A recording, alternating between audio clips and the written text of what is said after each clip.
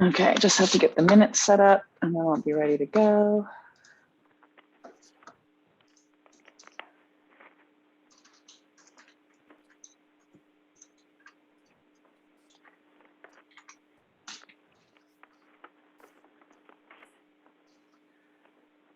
Good evening, everybody. Hope everybody's doing fine. We'll call the meeting to order. Hello. Okey-dokey. In just 2 seconds. All right. Okay, sorry. Let me see. I'm just getting the document set up for the notes so I can do the minutes. Sorry, just a sec, guys. There we go. Personal, let me see. Okay. Sorry, you're getting my inner monologue too.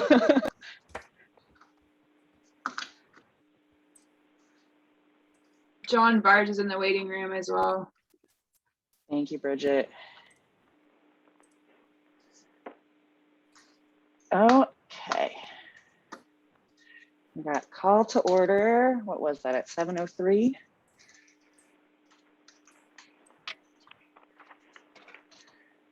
Okay. Member roll call.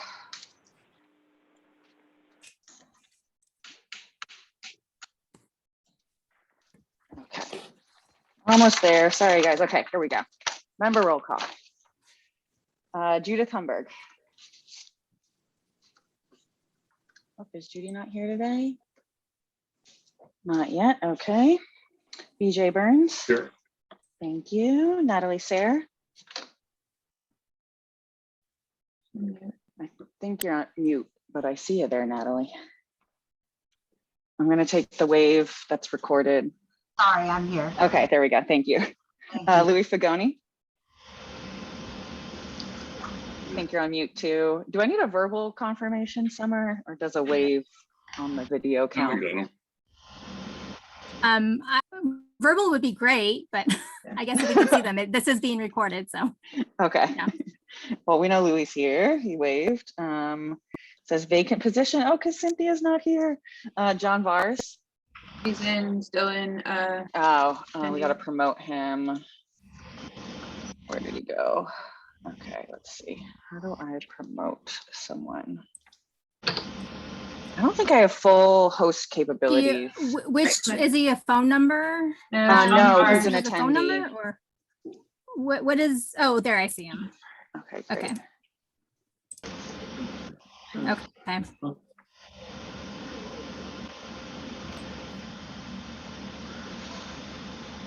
Okay, I will circle back to John. There he is. Okay, Bill Cook. Here. Thank you. Peter Markey. Here. Thank you. Bob Marsh. Do we have Bob today? No, I Bob. think so. Okay. Ron Sturgeon. Yep. Fiona Collin. Okay, circle back, and I'm Lauren Silverman, and I'm here. And John, can we just get a verbal confirmation that you're here in what looks like an awesome yurt? Thank you, John. Okay, and we've got someone with their hand raised. It says talking permitted, so I think person calling in can chat. That's Peter. Oh, okay, thanks. Oh, I have to do the non-voting members. Sorry, I'm catching up with you guys. Natural Resource Conservation Staff, Jim Howard. San Mateo County Agricultural Commissioner Corin Whittle. Here. Commissioner. Farm Bureau Executive Director Jess Brown. Here. Hi, Jess. San Mateo County Planning Staff Summer Burleson. Welcome. Thanks for joining us, Summer. Hi. Thanks. And then UC Co-op Extension Rep Frank McPherson. Okay. Thank you. 1, 2, 3, 4, 5, 6, 7. We've got a quorum. Very good. Thank you very much. Thank you. Okay. Anybody from the public has any announcements or anything I want to tell the committee or anybody? Please speak up.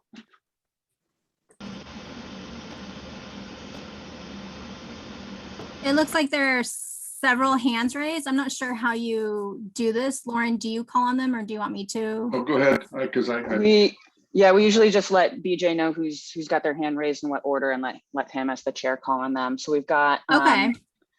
Audria's here, and then Al and Sarah Felice. Pardon me if I'm pronouncing that wrong. Then Peter and I believe Ron. Okay, who's first? Let's go alphabetically. Audria. Want you- to go? Okay, Audrey, go ahead.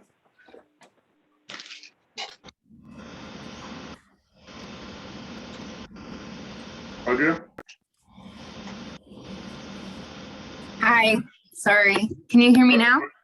Yeah, go ahead. Yes. Okay, great. Hi, guys. I have two things. One is that I wanted to let you know that the water board has been reviewing San Gregorio watershed. If you recall, they released a total maximum daily load for Pescadero like 2 years ago. So they went through a similar process for San Gregorio watershed for sediment. And there's an opportunity. So this one is not a TMDL or a total maximum daily load. This one is a water quality improvement plan. So it's a lower in level than the TMDL, but still, I think, worth reviewing. So agriculture is included in it. So I encourage you guys to review the draft and see if you have any comments, then to participate in the public notice process. So they sent out a notice. I don't know if you guys received it, but if you didn't, I would be happy to forward it on to you guys for your review. The second item is that Supervisor Horsley is interested in revisiting the guidelines for the farm labor housing loan program. He's asked me to convene like a working group of farmers who are both have participated in the program and have not participated in the program to provide specific feedback on the guidelines of the program. I wanted to talk to you guys about that because one, I would love your participation, but I also want to open it up to people that are not on Ag Advisory. And I was wondering if that means that there's a limit in the number of people from Ag Advisory that can participate because it might conflict with the Brown Act. So does anyone have the answer to that question?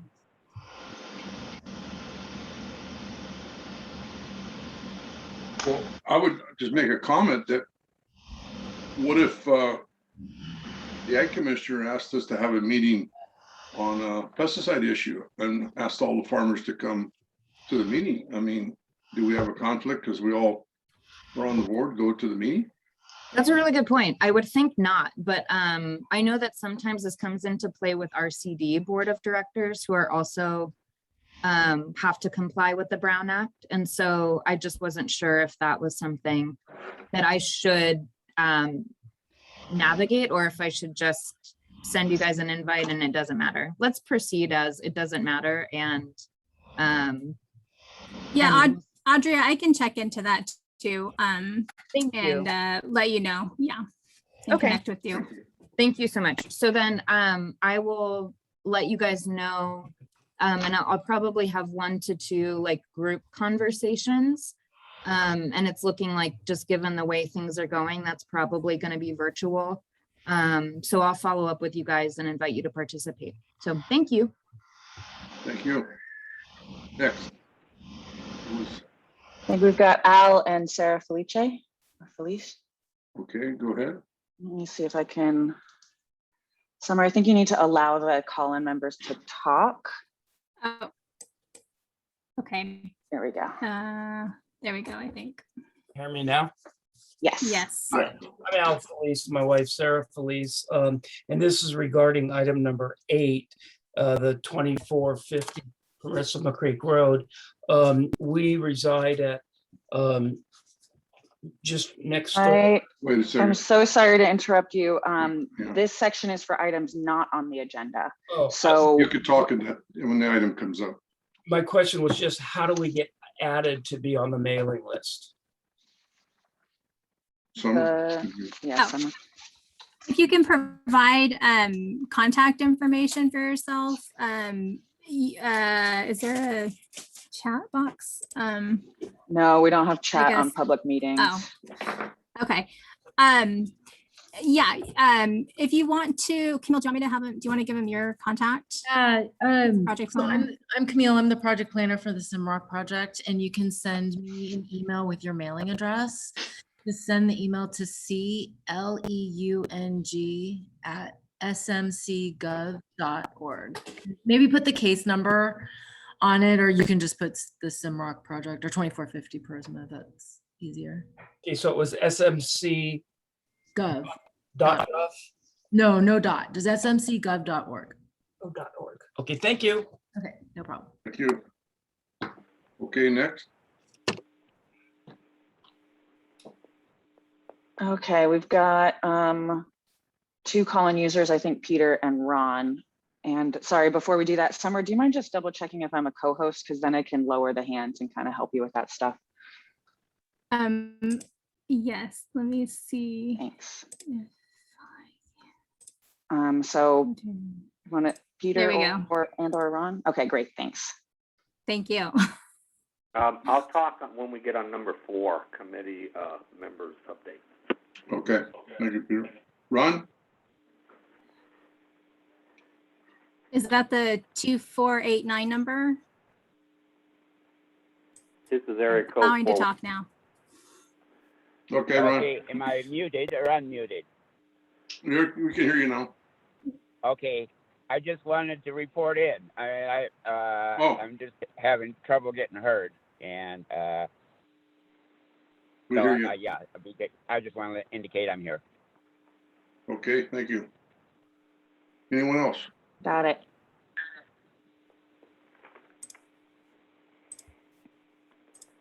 That's it? I don't believe so. I think it just Peter on item 4 when we get to it. Okay. All right. If then no one else, we'll go to item 4. Any committee members have any thing they'd like to discuss with the committee or the public? I do. Go ahead, Peter. Yeah, after last meeting, I called the water master and asked him a few questions, and he informed me a few other things that was pretty interesting, and that pertains to the subject that we talked about last meeting about Sangagoro Creek and the adjudication of Sangagoro Creek and all. He shared with me that in approximately, it was either 2006 or 2009, that he shared with the county, and he believes it was environmental health with Greg Smith, but he didn't quite remember that anybody that goes for a permit to drill a well, they should at least put on notice that that the creek is adjudicated, and if they do draw from the, it's proven that they're drawing from the creek, they need water rights. And then at a later date, he got back to me and he said that Peter, says, I found out from joining the other water master, he said they sent me a copy of the application to be able to drill a well in Sangagoro Creek, that there does make notice on the 3rd page about the adjudication and possibly need water rights and whatnot. So apparently there was something there. Now I don't know if it just appeared or if there always was and everybody forgot about it and it wasn't brought to our attention.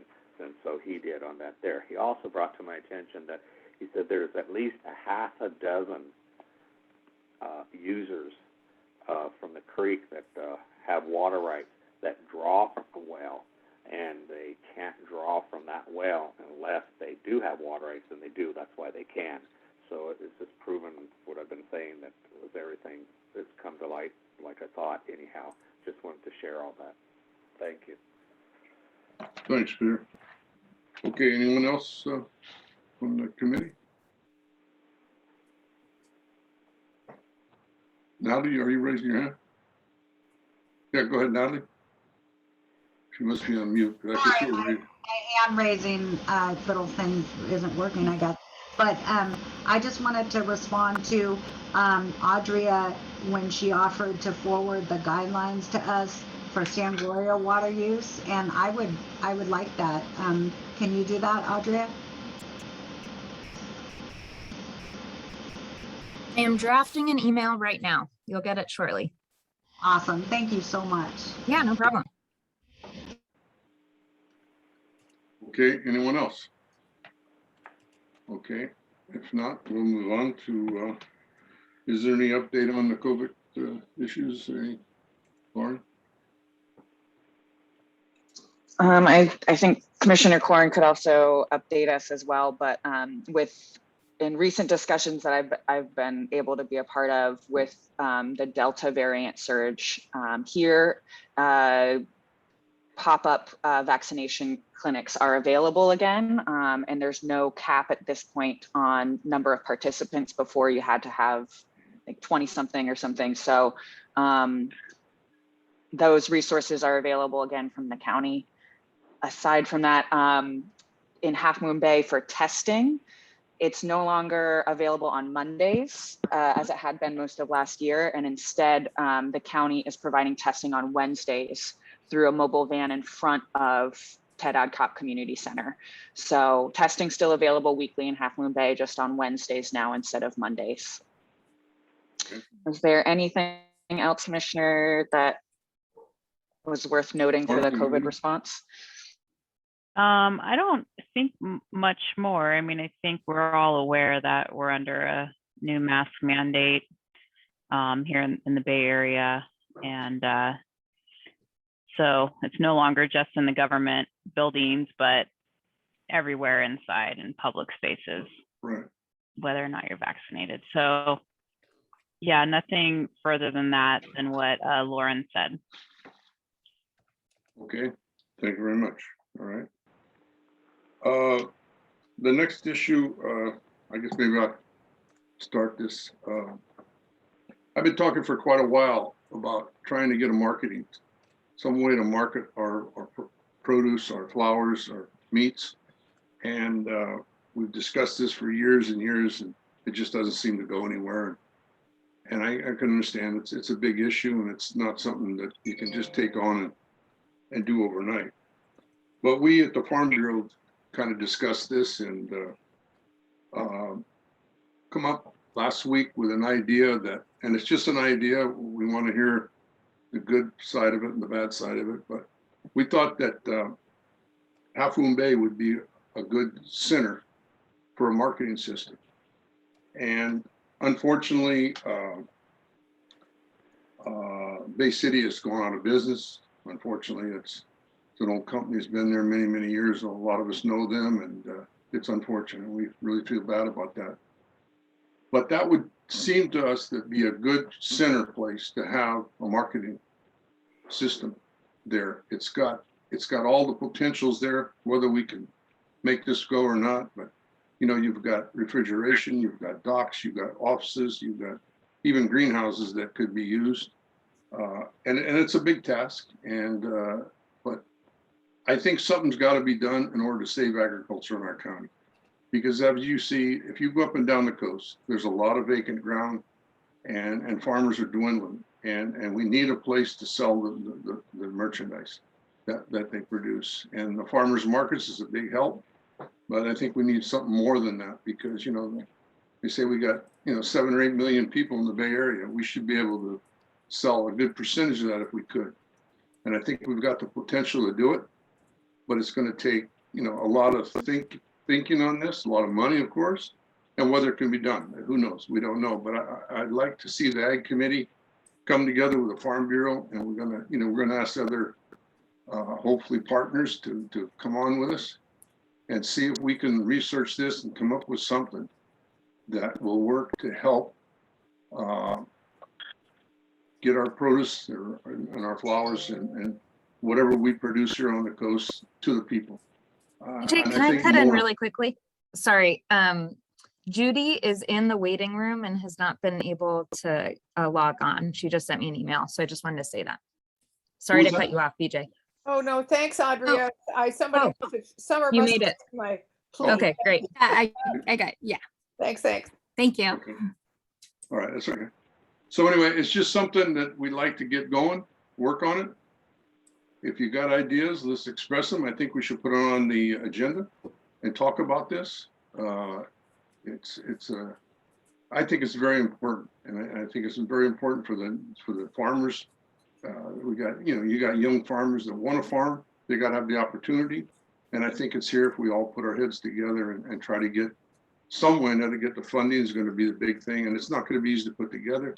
It's going to take some educated people that understand this kind of stuff, and to try to make this thing go. So that's what we're doing. We appreciate the pros and cons of this, and hopefully we can go down the road a ways and look back and say, geez, it was worth it. It worked, and we brought our agriculture back. So that's what I wanted to say, and hopefully we get a lot of input on this. So I think it's a great idea. Like you said, it's going to take a lot of shared efforts and resources, but we need it, and I'd love to help however I can. Clarifying question, when you mean marketing activities, it sounds from the description like kind of a unified location where we could centrally sell, centrally distribute, centrally promote. Is that kind of what the vision is? Correct. I think you could have your farmers market there. You could have a lot of other things going on there as well. I mean, I know Bill's talked about, art and stuff like that. You could have a center like that there, where you're going to get a lot of people once they're aware of this. And hopefully, it's a big dream, but maybe you could get a processing facility there that we could distribute it to the institutions in the Bay Area, throughout the Bay Area. There's a lot of potential. When you go by, you look in that gate there, and you can just tell. I mean, I can see it. It's an ideal place. It's centralized pretty much. It's a little further south to come this way, but north it's closer. But it's pretty centralized, and I'm sure they got city water. They've got a lot of potential there. Plenty of power, plenty of water to do all these different things that you'd have to develop in other places, and keep that piece of property in agriculture is another thing. And so hopefully the public sees this and wants to help us as well, and have ideas and come up with some kind of funding mechanism to promote this and get it funded. Yeah. Well, sign me up as a grant writer. If you need any help kind of writing grants and for any existing public funds, anything like that, like sign me up. I'd love to help. Great idea. Thank you very much. We do. So Audrey has her hand raised. Yes, Audrey. Hi. I wanted to point out one that I mean, it's been 12 years or something, but the Food System Alliance of San Mateo County had a consultant group develop a feasibility study about a food hub. I think that it's outdated now because it's been so long, but that might be worth looking at. And then I, in communication with Ron and Judy, offered that if this is something that there's interest in discussing more about, I'd be happy to coordinate and facilitate a conversation of producers in San Mateo County to maybe do some visioning around what this would look like and kind of figure out next steps if that's something that is desirable. Thank you. Appreciate it. Like I said, we appreciate whatever help we can get, whatever ideas. It's something big, and it's got to be looked at from a lot of different directions. And the input is very much appreciated. So thank you. Thank you. Okay, well, we'll have this on the agenda. We can discuss this at further meetings. If we got ideas, bring them up, and we can spend a little bit of time so we can try to start doing something. Thank you. We can move on now to our agenda. I'm sorry, we had one more hand raised. Oh, I'm sorry. I believe it's Ron, and I'm sorry I didn't change the names yet. I'm sorry, Ron. I didn't. Which call-in user is Ron or Peter? Sorry, guys. Okay, Ron. That's okay. It's on tonight's agenda for discussion, and I think we should get at it. I think Audrey raised a possible first move in that I'm thinking that we need to get together with people that think it's a good idea, and see how they want to proceed. I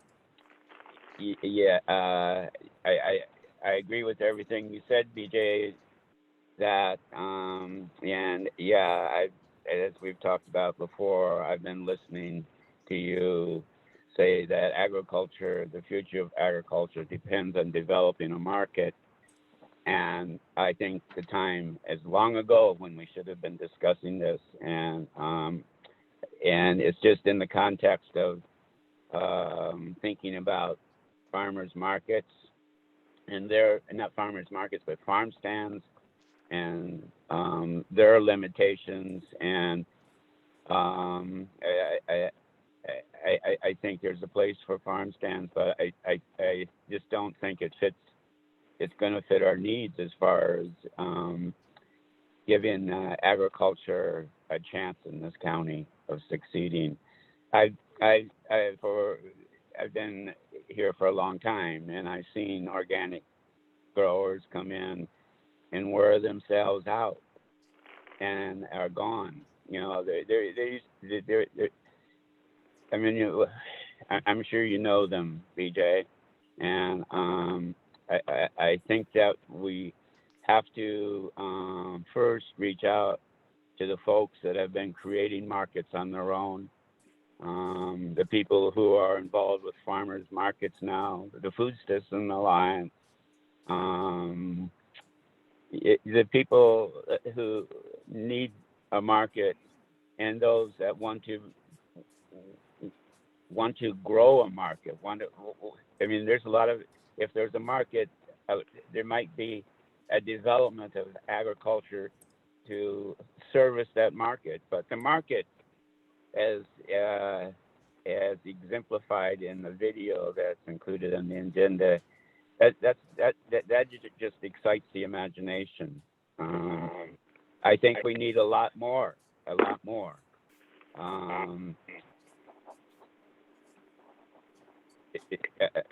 It sounds, but it's I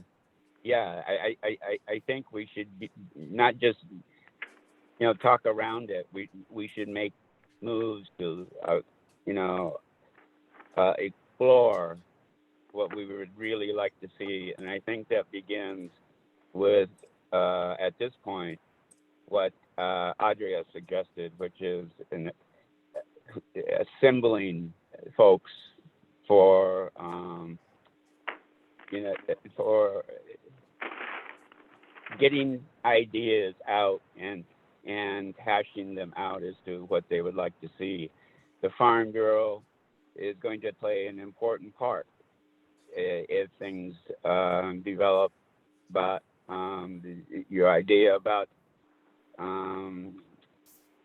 the site, on the south end of the Half Moon Bay, it was just brilliant. And they have the facilities, they have the parking, they have the capability, but there has to be more than just a location. There has to be a concept.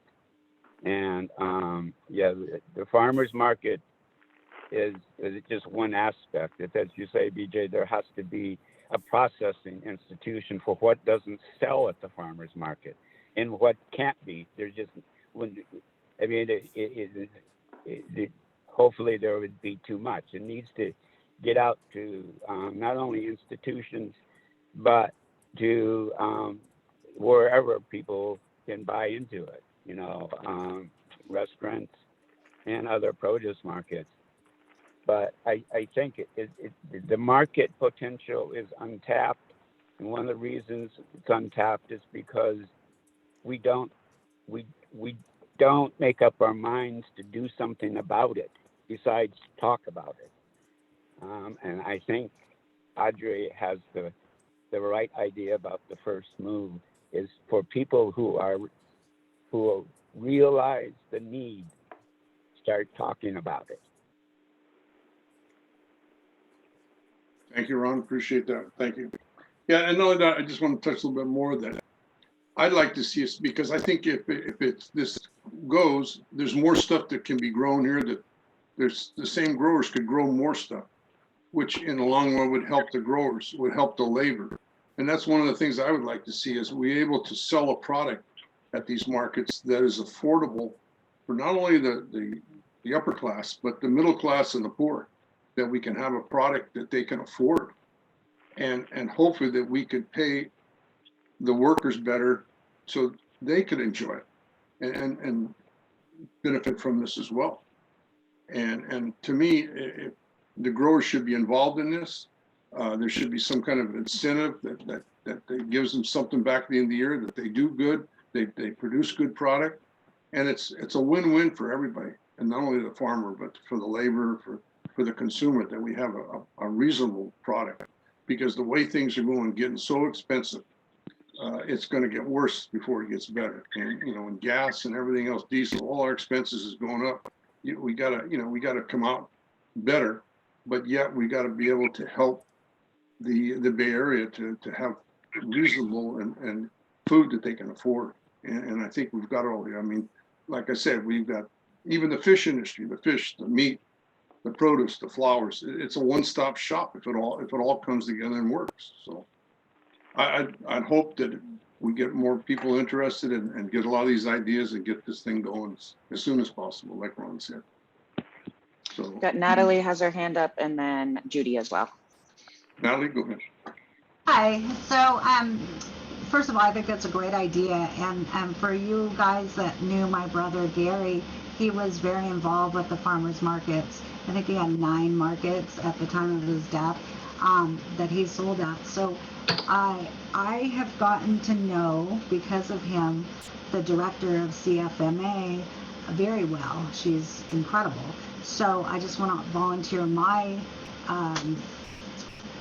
assistance, help, whatever's needed, if you guys would like me to talk to her and see how she can help us in some way. She's extremely motivated, she's full of energy, she runs successful markets already, but none are in Half Moon Bay. So, and I know this isn't a market, but if it's something that she can help with and you'd like me to pull her in or do something along those lines. So. The doors are open. We want all we can. Listen to whoever's got ideas. Okay, great. You'll love her. She's great. Okay. Judith, you were next. Judith? Yeah, I just have to make sure I unmute myself. Oh, okay. Yeah, I'm on board to help in any way that I can with the background I've had working with consumers and people who really care about food and organizing events and getting them to farmers markets and stuff like that for 25, 30 years. So if there's any way I can help, and I think I agree with Ron, Adria's offer is our next best step. I think also just the timing of it is so ripe, so positive, has so much potential, because at least in the area that I live in, most of the families are very aware of sourcing organic if they can, supporting local farmers, supporting local ag in general. And, I think some centralized place makes it even easier or adds on to the choices that are available to us in where we live. And certainly also contributes in a positive way to climate change, because we're not trucking food halfway across the world. When we're growing it right in our backyard. And people are, again, the families around me are more and more and more aware of that. And they've got kids from teenagers to, preschool. So, as well as a lot of retired people like me. So it really does cross the span of generations too, which I think is a really good omen for us in starting to pull this together now. So thank you, Adria. I will do whatever I can. Give me a call. Thank you. Appreciate that. Yeah, to me, I hear more and more people talking, of the prices of stuff today more than ever. The expense is going up, and people are very much aware of this, and it's concerning. So hopefully we can come up with something. Okay. Bill's got his hand up. Who else? I think Bill has his hand up, and then Bill, we'll probably go jump ahead, to Bill. regular agenda. Bill?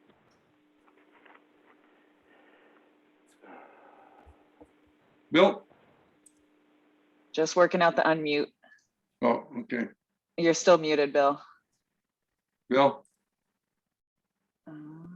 There we go. There he is. Go ahead, Bill.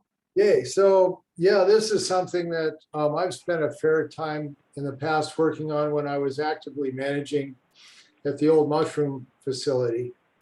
And worked with CAF, what is it? The California Alliance of Family Farms, I think, and Bob Caution there. They did a study, but a concept that seemed like it could really work for the coast. And I think that Bay City up in Half Moon Bay could be a really good facility for it. But it was a place that would be basically kind of an aggregation center where the coast could really service like the big institutional buyers, the schools, the hospitals, the big corporations that want to buy, but they need a lot. They can't just buy from one. Nobody produces enough on their own out here to be able to fulfill those orders very well. But if we could have like these big orders for like whole seasons ahead where we knew what we needed to grow, and then we could get together and grow it and, you know, deliver it through a centralized facility rather than trying to piecemeal it from a bunch of different places. It seemed like it was something that could possibly fly. So I'm really interested in helping how I can with this also. Thanks, Bill. Appreciate that. Okay, anyone else before we move on? Okay, then we'll move on to the agenda, regular agenda, item 7. Okay, I'm going to read this into the record. We're moving on to regular agenda item number 7. The owner is Dolores Togneri. The applicant is David Repetto. The file number is PLN 2021-00270.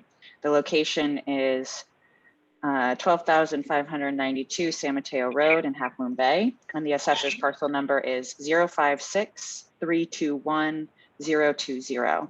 This is for consideration of an agritourism event permit for the Repetto's 2021 October pumpkin selling season, October 1st, 2021 through November 15th, 2021. Proposed days and hours of operation are as follows. Daily from 9 a.m. to sunset. Proposed event elements include a pumpkin patch, hayride, and corn maze. No operational changes are proposed from last season. Parking will occur in existing open field on the 15-acre property. Please direct any questions to project planner TRA Pena at tpena@smcgov.org. Okay, thank you. Okay, we'll open this up for discussion. If anybody wants to speak to this? Yeah, I will. Go ahead, Peter. He's been doing the exact same thing for years, and there's no changes. I'm ready to make a motion. I don't know if everybody is ready to hear it to pass it, but it just seemed because it's just the exact same thing we always pass every year. Thank you, Peter. Yeah, I think I agree, Peter. And the only thing I was going to add, and I think this is just getting Summer up to speed in the transition. I think what we had decided last year was that any ag tourism event permits with no changes from the previous year be put on an on consent agenda, so that we can just move through them as quickly as possible. That So sounds good. we can work together on that for next ones. Thank Okay. you. I've got a question, Summer, to you. Mhm. If there Sure. was a change, what is the process? We process the permit the same way, whether it's just a renewal, no change, or whether changes are proposed. So we'll still review the application, any changes, and make sure it conforms with the agritourism guidelines and bring it forward to the Agricultural Advisory Committee for review and recommendation as well before staff renders a decision. So it's the same process. Okay, okay. So if a person has this permit, just for instance, they have a permit, and this is not, I got no problem with this at all, and they want to make it a big change. They just report that to you and that's all? They would include it in their application. So every year they are required to file a new application, and they would add that into their application for that year. Okay. And we would take it in review. Okay, All right. That's the only question I have. Okay. So Peters, anybody else got any discussion on this issue? Not, we've got a motion. Could we get a second? I think we need to just verbalize the motion one more time. Peter, if you wouldn't mind. Go ahead, Peter. I make a motion to pass the Repetto Pumpkin Farm. Do we have a second? I'll second it. Thank you, Bill. Judy And let's- seconded it. Okay, I heard Bill first. Sorry. It's the muting. It's the muting. Okay, let's do a roll call vote. Judy. Yep. Okay, BJ. Yes. Natalie. Natalie, Natalie, I think you're on mute. You okay there? Did you freeze? she's frozen. Okay, we'll circle back. Louis. Louis. Oh, you're still muted. Louis. Yes. Thank Okay, you. John. Yes. Thank you. Bill. Yes, Peter. Yes. Ron. Yes. And I'm Lauren, and I vote yes. And let's see if we got Natalie back. But she must be logging in, but that passes regardless. I'll catch her vote later. Lauren, I think that there may be one person with a hand Oh, raised. thank you. Oh, wait, that's maybe not. Terry, you have your hand raised. Did you care to speak on it? Never mind. I think we're good. Sorry. No, thank you. Thank you for that. Okay. Motion passed. Yes, yeah, All it right. passed. We'll move on to Pending Natalie's vote, but if regardless of what her vote is, it passed. Okay. We'll move on to the next item, 8. Item 8. Okie dokie. Item 8 of the regular agenda. Owner is Gregory R. Joswiak Trust. Applicant is Kurt Simrock. File number is PLN 2020-00133.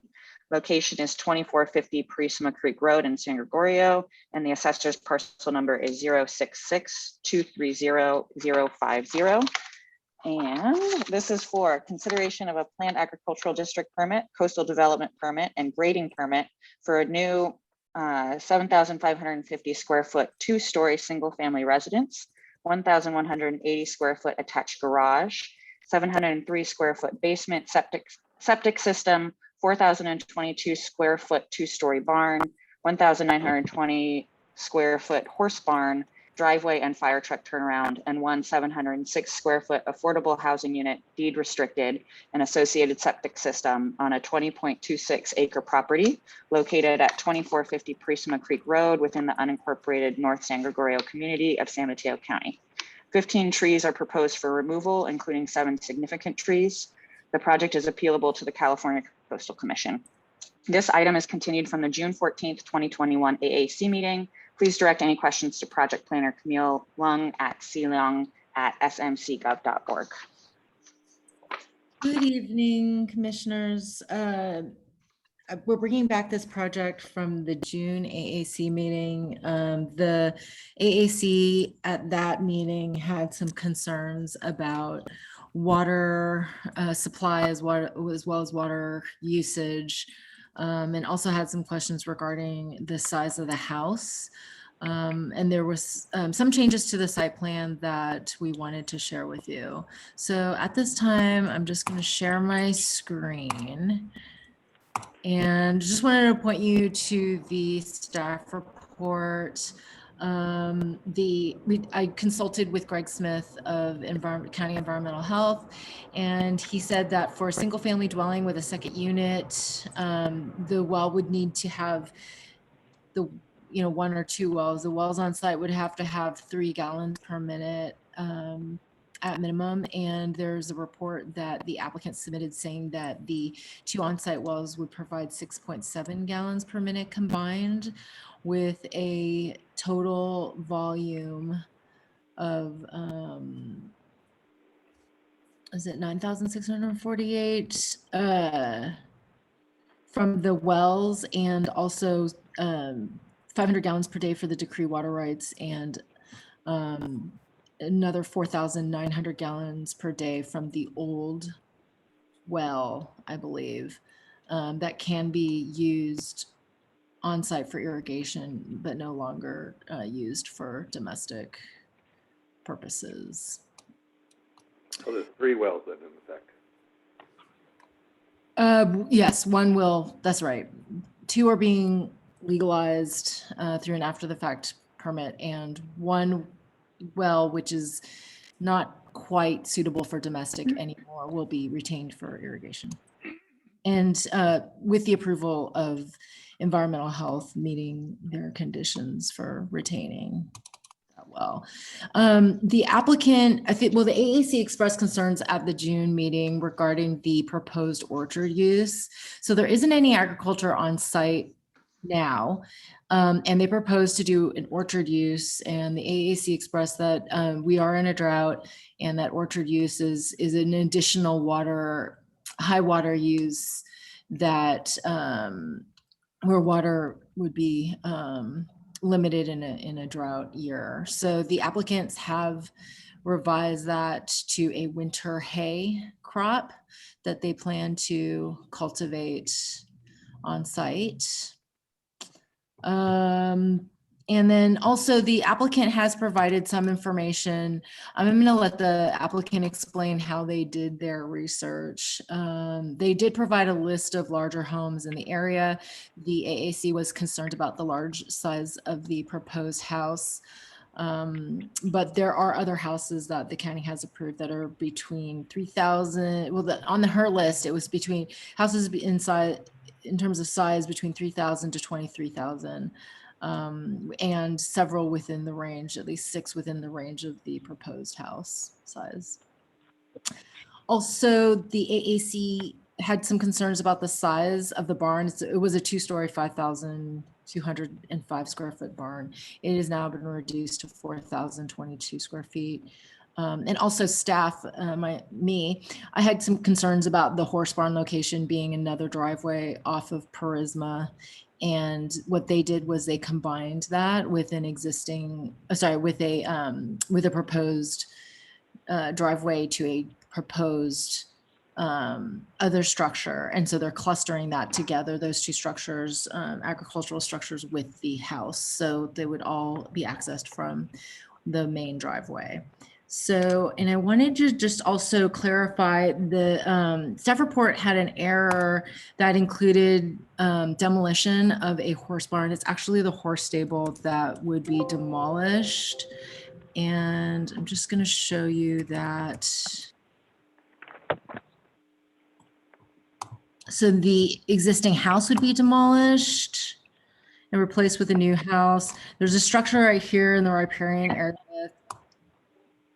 Make it a little larger. That would be demolished, as well as the old driveway going down the middle. There's a shed that would be demolished. The old septic system would be demolished. So that's the existing site plan showing what would be demolished. And then I just wanted to show you the revised site plan.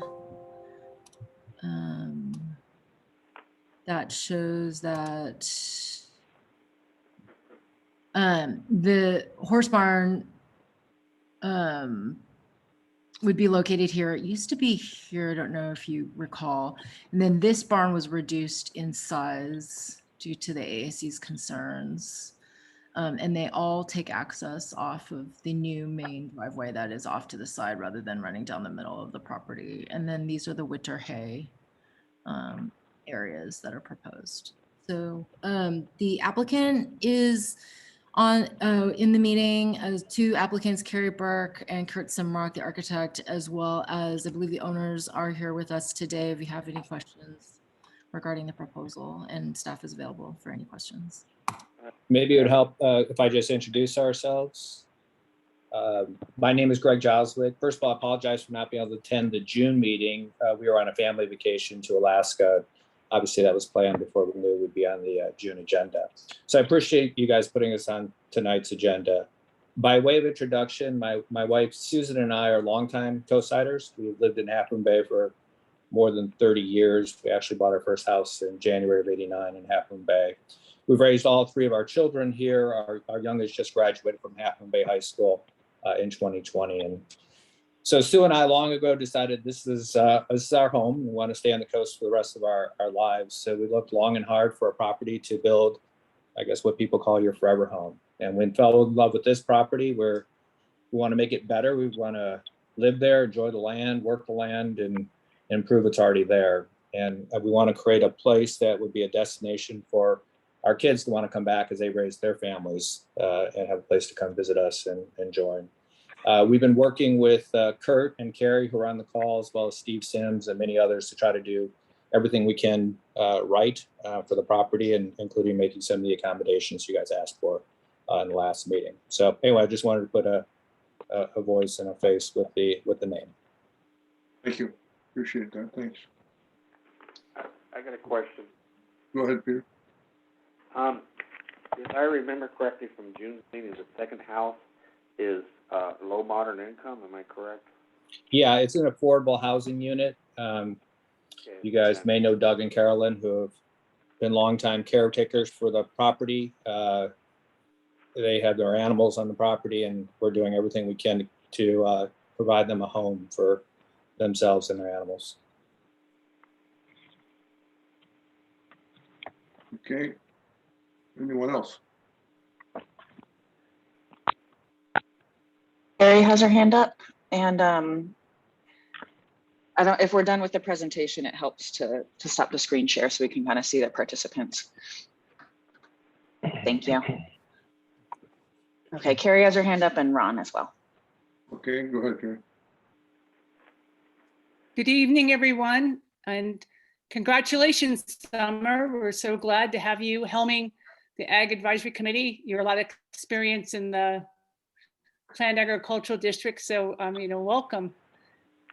I'm just here to let you know about the things that we did work on while we were off for the last 2 months, and I hope everybody has time to digest the information on the water rights that we have for this property have been looked at, and they're more than adequate to address the proposed uses. We have not only the 2 new wells, but we have the water decree that allows for domestic use and for agricultural use, either or from the well or for direct diversion. And so that was very well spelled out. And also Greg Smith, as Camille mentioned, has looked at this and has approved, this type of development has been passed by environmental health with conditions. We also, that Kurt can explain it to more about the barn being reduced. We did look into it as far as the winter hay will be a good solution that will utilize no water. So I know that there was concerns about downstream impacts to agriculture, and now this proposed project, the agricultural use will be solely for hay production. And as much as it would have been nice to have an orchard, the owners understand that, one, it would have been a personal orchard, it wouldn't have been a commercial orchard, but that that the hay is a good alternative for this property that was created just prior to the Coastal Act as a 20-acre parcel, and it was developed with a house. It has been a horse property ever since. It has no prime soils, and so they're just improving upon what has been previously there. And we're happy to answer anything else. I think it does the new site design with Camille's suggestions, a little tighter site design, we're very happy with. And that's really, unless you have more questions or you have questions for Kurt, we're here to assist you and appreciate the opportunity. Thank you. Thank you, Karen. Okay, anyone else? I got a comment. Your hay production. I'm surprised that this letter is written the way it is. That's what I do, grow hay. And when they put down that you're going to produce 80 to 100 bales to the acre, you probably got close to prime agriculture ground then, because normally you produce a ton to a ton and a half to an acre. In the hills, closer to a ton. And they said 110 pounds to the bale. You're only talking 18 bales to the acre. That's a long ways from an average of 90 bales to the acre. So I wouldn't get too excited about the hay production, because you're gonna have a big surprise. They don't grow like that here. If you produced 90 bales, you're talking 33 pounds a bale, and the average bale today is around 110 pounds. So I don't know why they would write something like this. This is very misleading. Thank you for the heads up to that. Yeah. Yeah, no, it was prepared by people that are in the hay business, and you know, the mapping has been done by the county that says it's not prime.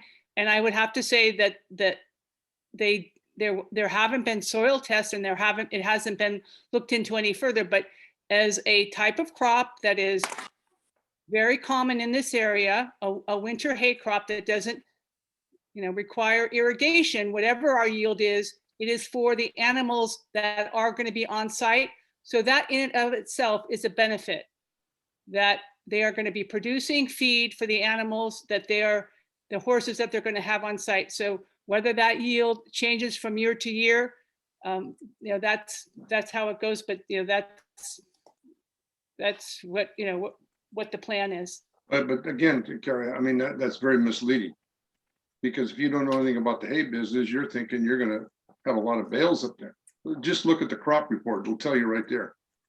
It probably averages about 2 tons to the acre to the ag commissioner, and that's on flat ground. This year is the best crop I ever got for a long, long time, and I got 4.5 tons to the acre. So just because you can grow it, that's one thing, but it's not practical. Believe me, it's not practical in the hills to grow what you think you're going to get and what you're going to get. If you could sell it to him at 90 bales to the acre, and he takes the loss, you'd be sign up tomorrow. But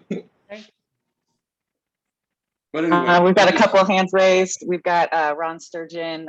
Actually, sorry, we like to preference members of the public. So we've got Robert Peter from the public, then Ron Sturgeon, and then I've got something myself. Okay, Robert, or Robbie is his name. Go ahead, Robert. Robbie?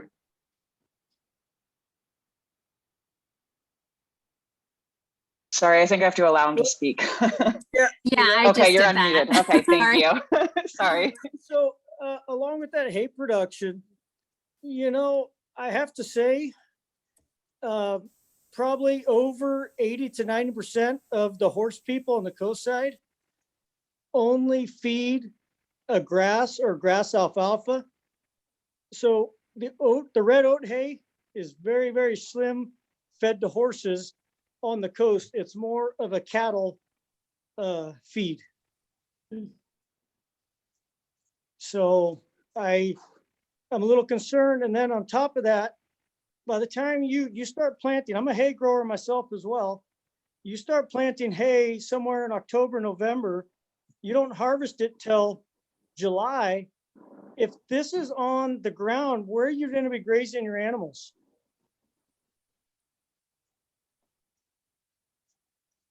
Because you can't graze and grow at the same time.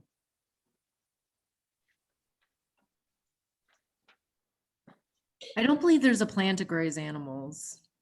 Oh, you mean horses? Yeah, the horses. Horses are animals. Yeah. The pleasure. And Yes. Carrie can probably talk to it. There was a plan with some temporary fencing while the hay was there. I don't know if you want to address that, Carrie. Yeah, no, we would, this is something that we're exploring, because that the Agriculture Advisory Committee was interested in having an agricultural use that wouldn't be water intensive. And Mhm. it was, we're looking at whether we could then do rotational grazing and raiding some hay, whether you would move from pasture to, you know, 1 year, one pasture, the next year, the other. So, you know, Well- that's what we're looking into, and that's what, you know, I that's don't what want to that burst site your plan. bubble, but it doesn't work that way. And I think BJ understands too, as he's a hay grower, that rotating pastures, harvesting hay, it doesn't go hand in hand.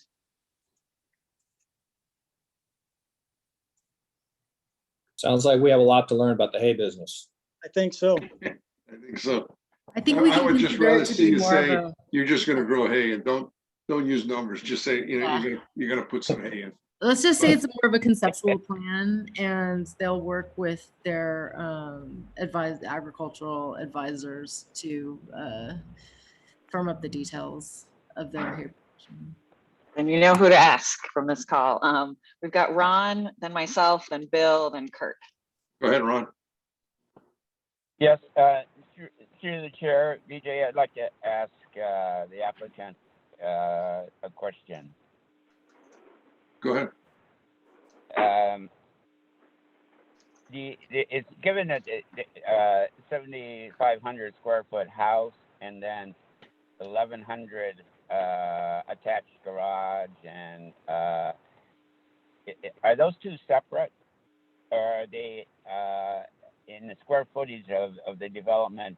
Should they be added together, or is the 11,000 or 1,180 part of the 7,550 square foot given for the single family residence? The garage is, if I get an answer, the garage number is not included in that 7,500 square foot.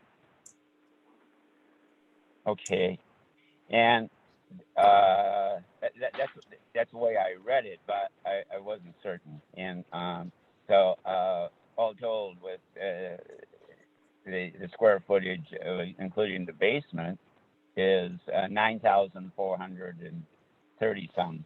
And I would just like to point out what I think ought to be obvious is that this development is occurring in the planned agricultural district.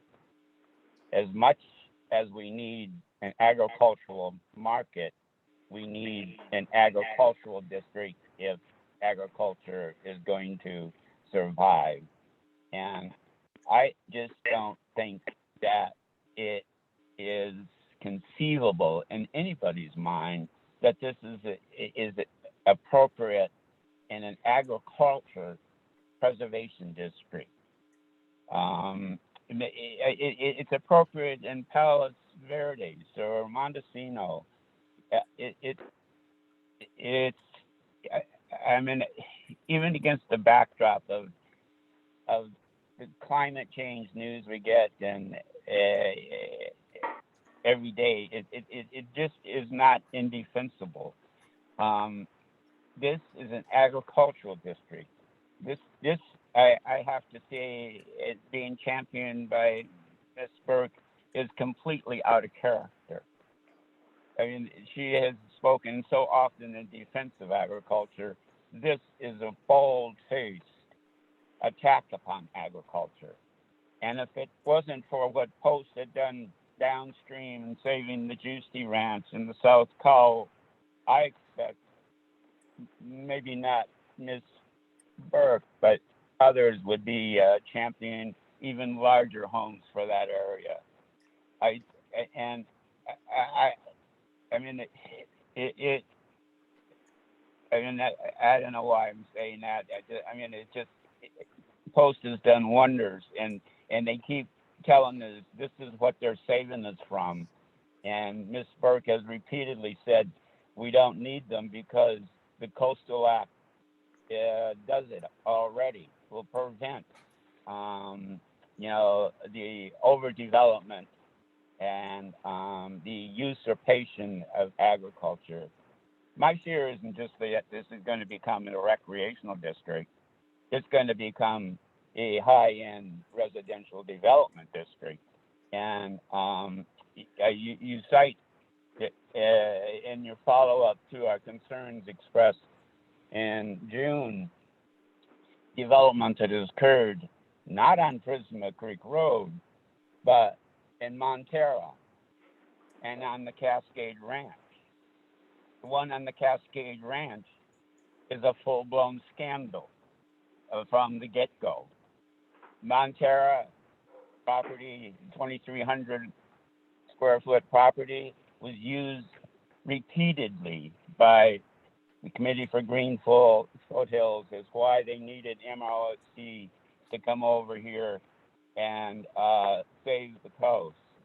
I mean, to cite those as examples of what's going on the coast, or should go on the coast, is it's just problematic in my mind. One of the other things that planning and the applicant has intimated is that our question as to water was answered by giving us the well pumping statistics.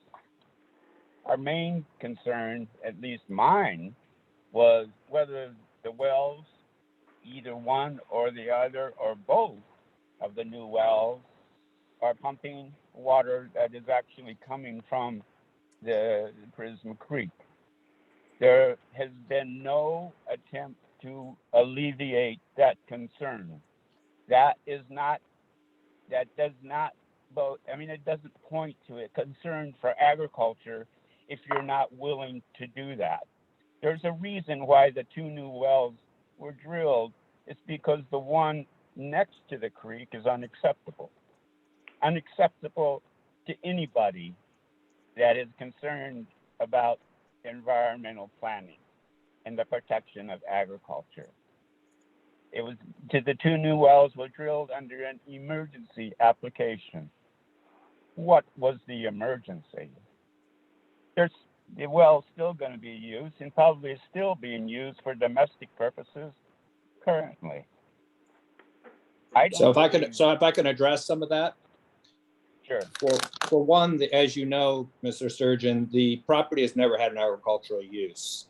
It's been a horse property for many years, of which we intend on maintaining. We're actually now looking to give it an agricultural use based on the recommendation of this committee.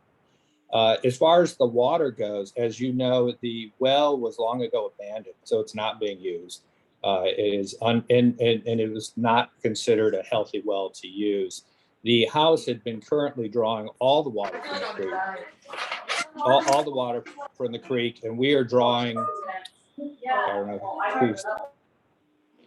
And we have dug very deep wells in order to not be drawing from the creek, and that is our plan.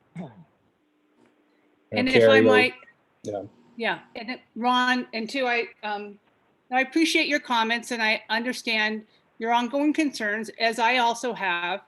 But this parcel was divided.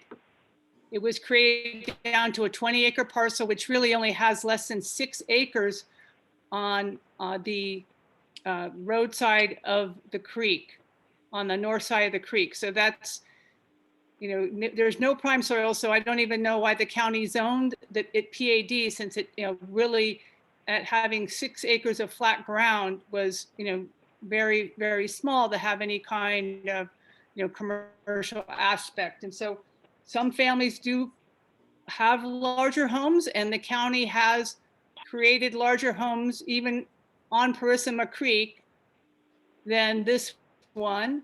And it's, again, it's to be evaluated, recommended by your committee, by the Planning Commission, but, this is what that their desire was. And so I was giving a range of house sizes that comes from the county's records, the tax assessor, the planning department's website, just to find out where they are, that other houses in the PAD have run in different sizes. And so that ends up being a judgment call for every, individual parcel and circumstance. But I do believe that the water, that Greg has just covered the water issue, that, these two independent wells are farther enough away and deep enough that the health department has no concerns about that it's creek water. And that's, that's what we are who is the authority to approve these wells.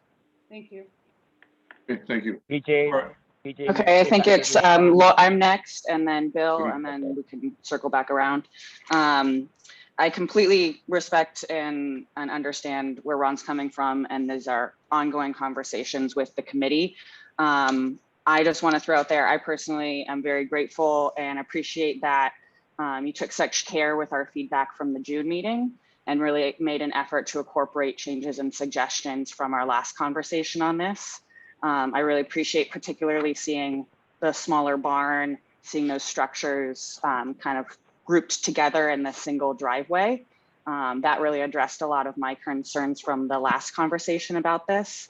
And while I'm not a water expert or as up on the particulars of San Gregorio Creek as many other members of this committee are, from what I can tell from the reports, the water from the wells is sufficient for the proposed use. So based on that, and then also just understanding, and again, what we kind of touched on in the last discussion in June, is that we are just an advisory committee. All we can do is make recommendations to the county based on how proposed development will affect agricultural activity. We are not the Planning Commission. We are not the Board of Supervisors. We cannot change the existing PAD regulations. We cannot change the existing LCP regulations. And as much as I would love to see restrictions on, or more protections for the agricultural district and share Ron's sentiments, unfortunately, this committee is not the place where we can affect that change. So with that in mind, I would like to make a motion to approve this project. Okay, wait, And Bill has his hand up. Those other people wanted questions. Go ahead, Bill. Bill. Okay, there we go. Well, I do have a history of water rights consulting, as well as land use consulting. I'm so sorry to interrupt and but there's a motion on the table. There needs to be either a second or not a second, and then we can continue to further discussion. Well, I think there was more discussion and you threw in a There was motion. a list of people with hands up who were going to talk. I still made a motion, so someone needs to I not second the motion. approve. Okay, Judy seconds the motion. Is it appropriate to move on this without discussion? Because people needed more discussion. Just curious. I defer to the The chair. secretary does not run the meeting. No, but I made a motion, and any motion of any member has to be recognized. All right, there's a motion and Chairman. there's a second. Go ahead. What is the motion? To approve this project as amended based on the recommendations from last meeting. What Last does one discussion on do that. if they don't know enough to vote? Because I don't want to say no like I'm intending to do, and I'm not getting my questions answered yet, I feel sorry for these people. I think you kind of jumped the gun there. I mean, there's other people and you knew it that wanted to have discussion here, and then you've kind of stopped that. It's going to hurt these people if nothing well, else. We let can them certainly talk and continue then the we conversation, vote. but we've got a motion and a second, and I believe that calls for a vote. Is there any discussion before the vote, or are we required to vote without any further discussion? That I don't know. That's where I defer to the chair or to anyone who knows the rules of order here. I would like to discuss the motion, and I would like to say at this point that the motion is premature and ask for a no vote. I agree. I think you're kind of being unfair. I think that, people should have a chance to talk and then vote on it. Okay, so does it sound like we would like to have more discussion before the motion is considered? I'd like you to remove the motion for now and let the people discuss. And I like it. a vote on my motion, so. What's I'm that? worried Seem to be at about an the impasse. applicants, and we need to care about the applicants, and I'm concerned they're not getting a fair shake if people are going to vote, and not fully I ready. completely understand, and I'm not trying to be bullheaded here, and I defer to whatever rules of order we're required to follow. Perhaps county staff can advise us. Summer, can you help us? Um, Help.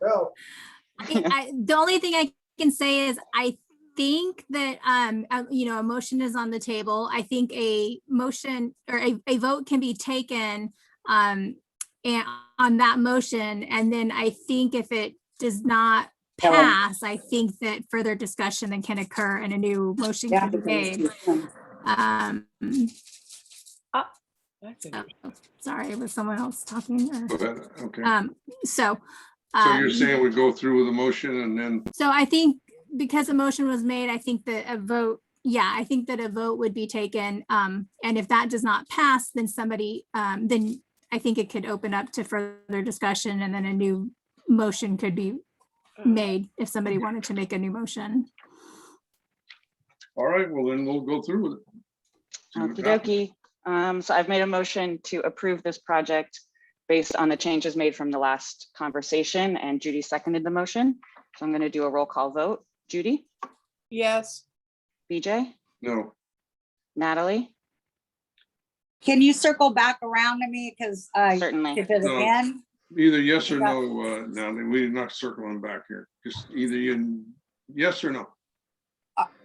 All right, I guess I have to say no because I need more information, but I really want to do right by Okay, these that's all applicants. we're asking. That's all we're asking. Go ahead and move on. Louis? No. John? No. Okay, Bill? I just want to understand the motion. You said that we're doing this based upon the changes or based upon the project? Yeah, I wasn't super clear. So No, you approving this weren't, project based on the changes that were incorporated from our last discussion. Well, based upon the changes, I would vote no. Based upon the project, I would vote yes. So I just don't know what we're voting on. Half and We're half. voting on the motion as I worded it. So if it's not clear to you, I Could think you- no. could you- Yeah. could Can you- just restate can you the motion re-say it? please for me? I made a motion to approve this project based on the changes that were incorporated from our last discussion on this project. No. Okay, then we've got Ron. Peter. And Yeah, I vote you yes, skip- and the motion does not pass. You skipped Peter. Oh, I'm so sorry. I'm so sorry. Peter, my apologies. No. Okay. Okay. All right, so now we'll go back and start over. To the applicants, I'm sorry, but I think you've got to be able to hear the concerns that people have, so we treat this fairly. Totally understand. Sorry, No problem. Thank you. thank you. Okay, we'll reopen this and just, who is next that wanted to ask a question? BJ, when you I get a believe I chance, had my hand up. Go ahead, Bill. There was Bill, and then Ron, and then Peter. Thank you. I am a water rights consultant. I'm also a land use consultant. And I've been involved with agriculture out here, although I'm not very good at it. You clearly have water rights, and you can use your water how you want within the confines of what those rights are. And whether you grow trees or plants or whatever kind of flowers you want or anything, that's your water to irrigate as you wish. I don't think it's our purview to advise you what to grow or not, or what not to grow with your own water. And I don't think any of us want to be told what to grow with the water that we have rights to as well. I think it's wonderful for you to do the best that you can to create some agriculture on a property that hasn't had agriculture in the past, and I just appreciate you for that. There is no rule as to the size of a home that can be built. As I understand it, you've got about 800,000 square feet plus of land there. 20 acres times 43,500 square feet is, getting close to 1 million square feet. So for me, 20,000 out of that is a very small percentage of the overall footprint of that. And if you want a house that big, I think it's your right to have one that big. And so I believe that you're within your property rights to do that. It's also, I don't think, our purview to have an opinion as to how big of a house somebody should want to make them and their family and their guests happy. We all have a right to our opinions on it, and I think that we should exercise them on our own property and not put that on other people on their property.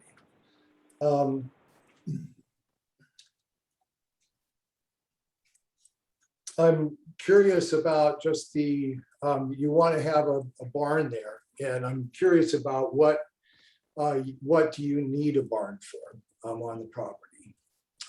Because I think that is something within our purview. If you want a barn, what do you want to use it for? So those are my thoughts, and I appreciate it. I long ago learned that the house belongs to my wife and the garage belongs to me.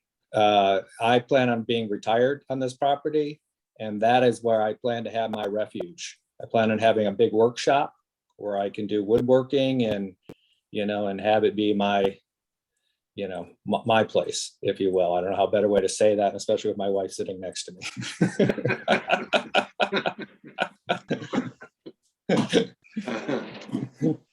Great man. Thank you. Okay, thank you, Bill. You got another question, or you're finished? No, I would just comment that I would have voted yes for this as it was originally proposed. I think it's within the guidelines and within the rules, and you're abiding by them. I would not say that I'm voting yes for this based upon changes that have limited things further from what they were to begin with. So that is why I voted no, not because I don't like the project, but because I think it was unnecessary for you to make concessions in order, in this situation. Okay. Thank you. I appreciate that. Thanks, Bill. Anyone else? Yeah, BJ. Peter, go ahead. Yeah, okay. I just want to say a couple things real quick, like here. This is in the last meeting before. My concern was if it's pulling water from the creek, but obviously this is a moot point because they have water rights.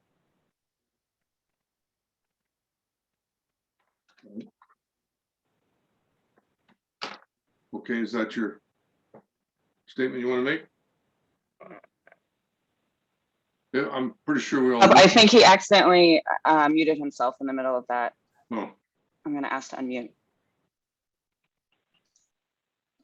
Sorry to interrupt. Right. There we go. Peter, you got cut off there. Why don't you start over? All right. Maybe the people at the B don't want me to talk. I don't know. So anyways, last meeting, my concern was basically that if they're pulling water from the creek, and when I looked further, I saw they have water rights. So to me, that was a moot point. So if they work within their water rights, they could pull water from the creek. And as the chart says, they got 500 gallons a day for domestic use. And this creek's adjudicated similar to Sangagoro Creek. And in the past in Sangagoro Creek, there's been transfers of a minimum of 500 gallons per day of water rights to supply a home on secondary priority. And this was 500 gallons per day for the first priority. And then they have the second priority, 4,900 gallons per day. So even if it was proven that it was pulled from the creek, they have to, for their house, they have enough water rights to support that. And I'm a supporter of agriculture, but I'm also a supporter of property rights. And with him working with his rights to be able to build one home with his density credit, the second home doesn't need a density credit because it's low moderate income housing. I just feel he's working with all of his property rights that is in this project here, and he has the water to support the dwellings and the buildings that he's doing. That's all I have to say. Okay, thank you, Peter. Anyone else? Natalie's got her Yes. hand up, and I think Ron also, I think Ron was next, and then Natalie. Okay, Ron? Yeah, Peter made that point that you just made last time this was heard in June, and yeah, the folks might have the water rights, but the LCP, the local coastal plan that is designated and designed to protect ag, does not allow for domestic wells to be drawing from the creek if it diminishes water available for agriculture. I recently had the opportunity to listen in on a symposium put on by the American Farmland Trust, and which was in conjunction with the California Director of Conservation. And they indicated that conversion of farmland to agriculture, to urban sprawl, is the number one threat to agriculture. They indicated, in 2017, 11 million acres in the United States was lost to urban development. And out of that 11 million, only 4 million went to urban sprawl from cities. The number one threat to agriculture is this kind of development, particularly within an agricultural designated area that is directed at protecting agriculture.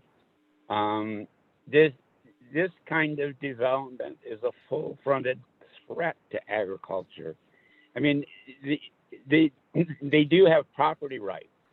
They do have water rights, but there has to be some limitation on their exercise.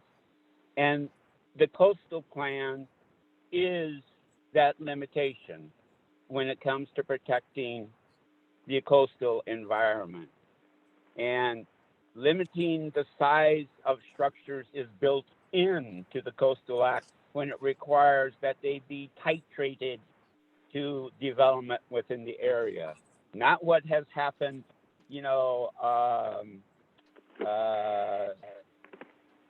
criminally sort of on Cascade Ranch, or what has happened, north of Half Moon Bay. But what is occurring on Prisma Creek Road? And this development is going to be a visible invitation for repetition. And I don't know where people are coming from that are concerned about protecting agriculture and thinking this is some kind of absolute right, some kind of property right to do. I mean, maybe it's not big enough. The applicant's office in the barn is bigger than the affordable housing unit. And without it being scaled back, without certain assurances about water that I've indicated before, I'm unfortunately a no vote. Okay, thank you, Ron. I can understand your concerns, but it's also time for the farmer to step up. It's down below. If they're not concerned, then they should be either at this meeting or the planning commission meeting to speak up on this, because there's farmers down below. If that's the concern, if that was me, I think I'd speak out. But if they're not speaking out, it's kind of a hard argument now, because they must not be concerned. I see. maybe I'm wrong, but I mean, we got to keep all the water we can for ag, I understand. But then again, man's got a piece of property he's got a right to. And as long as you're doing it under the proper laws and regulations, I don't know what else to say. I mean, we could talk about this all night, but you know, it just seems to me that you do have a right. And as long as you're not abusing it, just get me signed up with that hay you're gonna have, because I wanna get that deal too. Natalie's next, and then Robert Peter raised his hand again, and then Bill. Okay. And just a time check, it's 8:33. Yeah, I cannot go after 9 tonight. I've got a hard stop at 9. We'll have it done. Okay. Okay, Couple but we more and then we're can, gonna stop. but we can continue if others want to continue and one member can't be here, correct? Or no? Yeah, but we're not gonna stay on this another half an hour. Come on. No, of course not. We're but not I like just- Laura said, we're not the planning commission or the board of supervisors. We just, We're not, but I think one of the things that I was gonna say initially regardless is that I think that most of the committee members, you know, including myself, we feel very strongly about doing our due diligence to protect agriculture. So I agree, though, I also believe in property rights. So that, you know, so it's really important to get and gather as much information. I don't think you would make an informed consent about half a dozen things that were less important than you would make a, you know, ill-informed consent here. That would be bad, really bad. It would not be doing our job correctly. So having said that, I have a couple questions. Thank you. First for the, oh, I apologize because I can't see this anywhere, and maybe it's my eyes because I'm getting old, but how many acres is this parcel? 20 acres, just a little bit over 20. Okay, thank 20.50. you. Okay, and so we're looking at one density credit then, and that's why you're doing the low income housing for the second house, because you only have one density credit in a 20-acre parcel, correct? That is correct. Okay, and then oh, my other question is, can you, let me see here. You said something, you meaning the property owner, the applicant, about digging deep and that it's deep enough that you wouldn't have to draw from the well. And I apologize, it's probably just me, but I can't seem to find how deep that is in here. How deep is that you're going to be digging exactly? Yeah, I believe it's the well is over 80 feet. Carrie, do you have the exact? 100.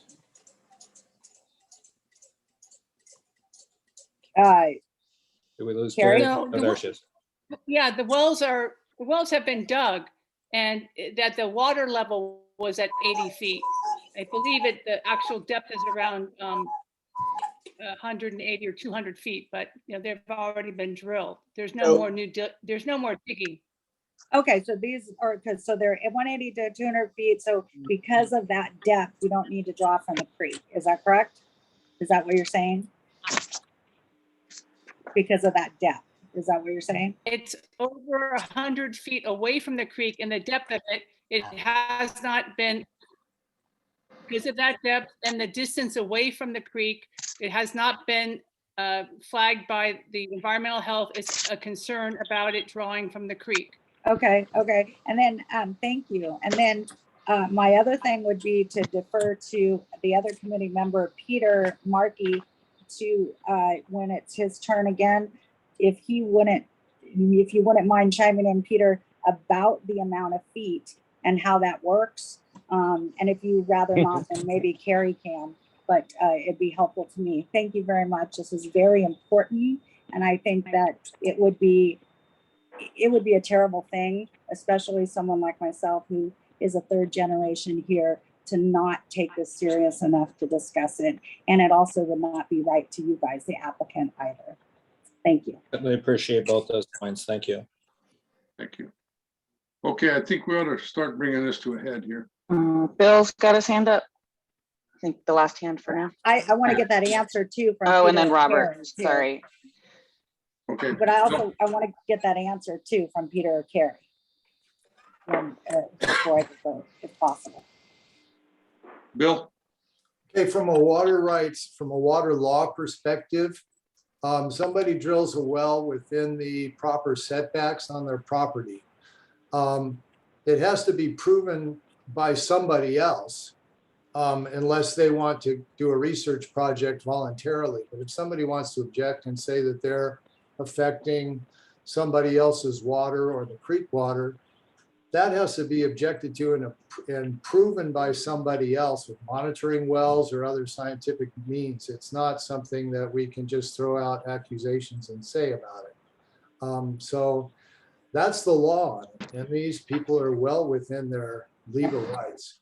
Well, yeah, that's what the other guy. Please, okay, but they're well within their legal rights to use the water from their domestic wells that they've drilled. And if somebody wants to object to it, like BJ was saying, maybe the farmers downstream will, those people legally have to go prove that, no matter what we might think or might not think about it. Okay, let's bring this to a vote. We're Got gonna. one more member of the public. Robert's got his hand raised again. All right, one more and then that's it. All right, I'll make it quick. Hey, I just wanted to state, she said those wells are 180 to almost 200 feet deep. According to this well report, well depths, both of them are at 100 feet only. And the other thing, BJ, you made a comment about the farmers downstream. As far as I know, I don't think they were notified of this meeting. Only us within the certain vicinity of the property were notified of this. And last but not least, real quick, I don't want to sound negative. I'm welcome to new neighbors coming into the town, to our canyon. I appreciate that. But I do have that little concern of an ag barn with an office in it. Last time I checked, an ag barn and being what it's used for should be a barn. Maybe the office should be in the house. That's my concern. That's my main concern on the barn and the size of it. And that's what I have to say. Sorry. Thank you, Ron. Appreciate that. Well, I would think that everybody in 300 feet are notified, right, of the property. I think that's. But that's pretty close just to, we're at the tail end. We have 2 more neighbors over and that's it. But isn't that standard? Yes, that's standard. That's standard. But for the farmers downstream about the water concerns, I think we're talking the bigger people down. I don't know if they were even notified. Well, that I don't know. That I couldn't tell. So I just wanted to bring that up. Yeah, thank you. Yep. Okay. I think it's time we decide on this project. So can we get a motion to approve this or? I'm so sorry to I'd like do to this. make We've a got motion. another, I'm so sorry. We've got another member of the public, Andriotti Family Farms. And I know we like to make sure the public is heard. Okay. But you're trying to wrap it up, BJ, so I defer to you. I'm sorry to interrupt, John. All right, one more and then that's it. We're gonna vote. Okay. Andrea, how did you say? Okay, yeah, you should be able to unmute. Hi there. Sorry to join in a little bit late. I did feel it was important to go ahead and chime in here.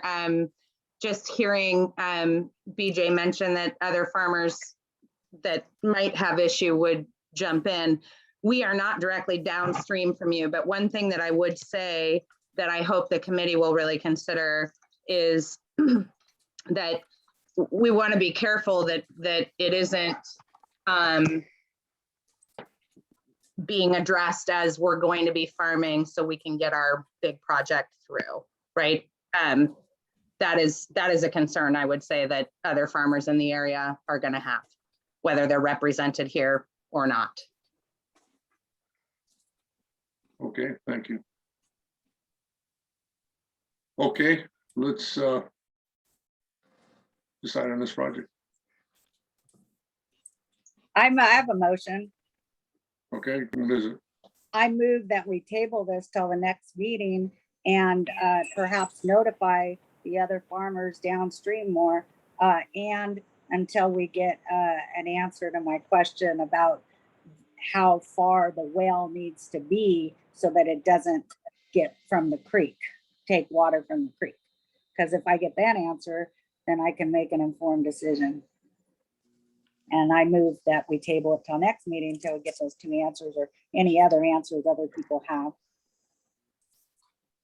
Well, I'm going to give you my opinion as the chair. I think that's very unfair. Because I think we've already postponed this one meeting. Again, we're an advisory committee. We got no power. We're just advisory. And to hold up, wait a minute, let me finish now. Yeah. To hold us up another month to get a couple of things that you want information, I think is asking too much. I think that either approve it or disapprove it so they can move on with their project to the county and not hold us up. It's not fair that we do that. Okay. No, you're right. That's fine. But can I get an answer to it now? Either if Peter or Carrie know the answer to that well situation, it would really be helpful. Is that possible?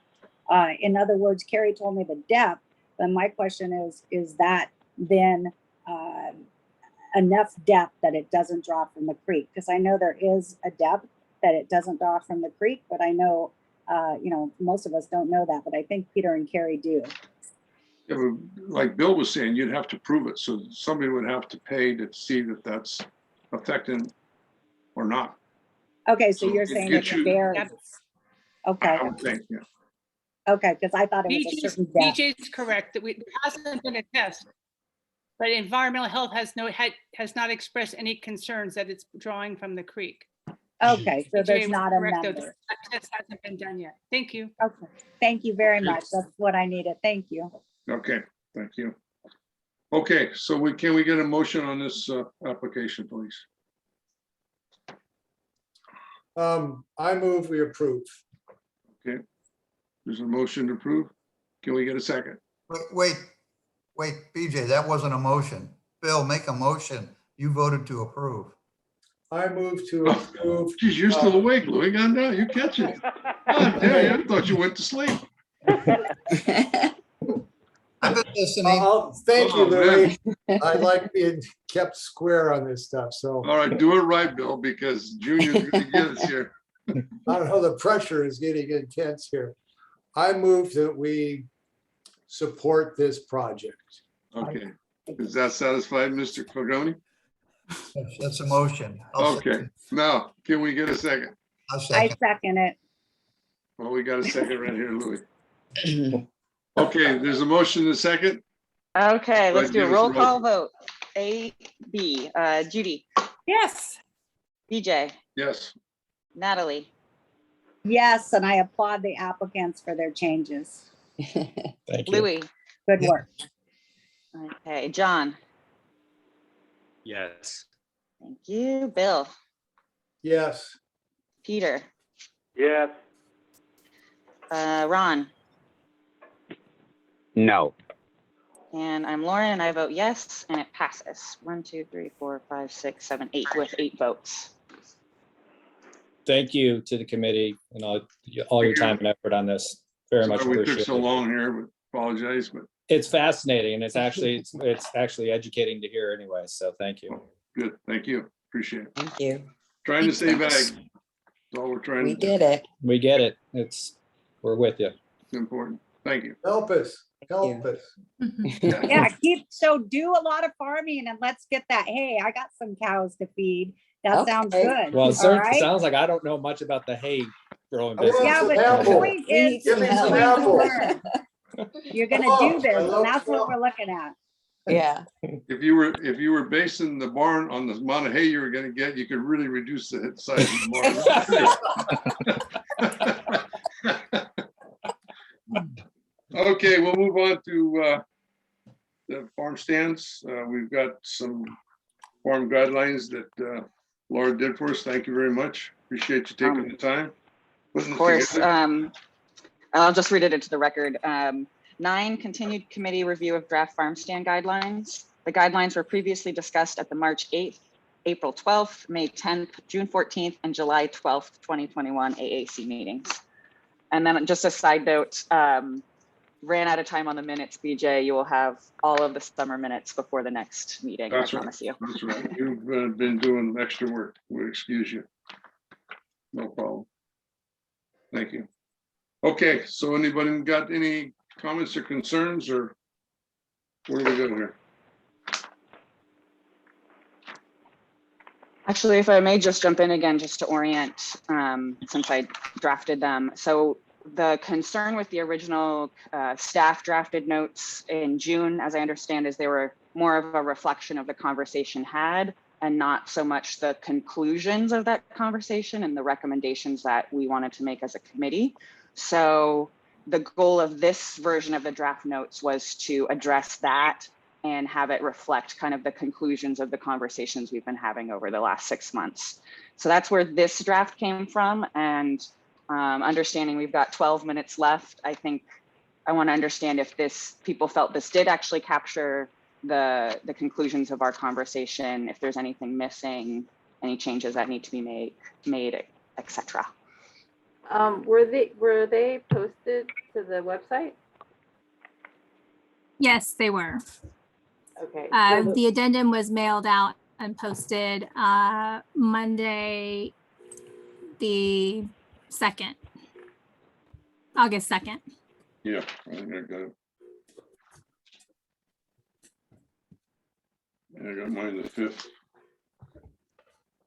On the website, they are attached to the draft farm stand guidelines. Okay. So it's at the bottom, sitting Yes. at the bottom of that one. Oh, excuse me, that document. Okay. Okay. Thank you. So what do we want to do? We want to study this, discuss it next meeting?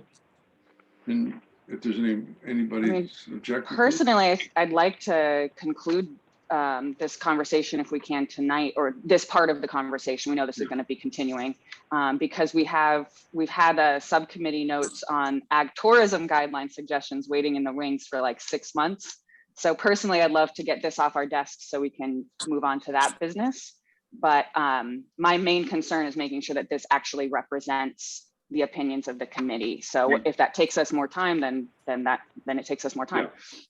Okay, does the committee feel comfortable with these? BJ, Yes.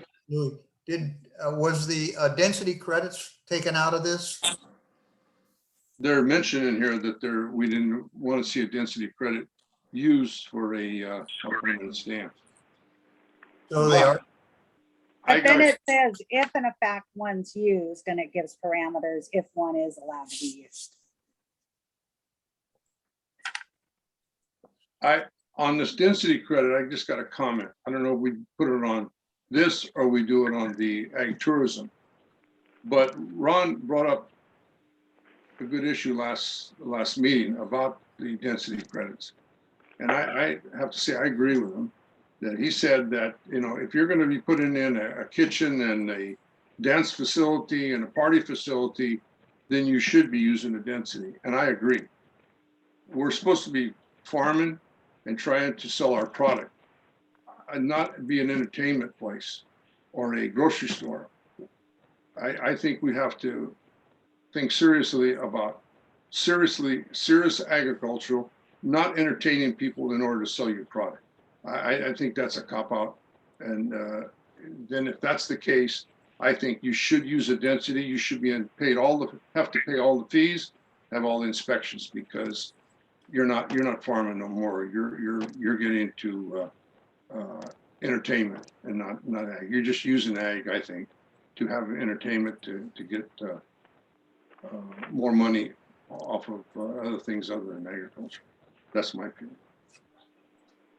We've got Bill and Natalie with their hands up. Bill.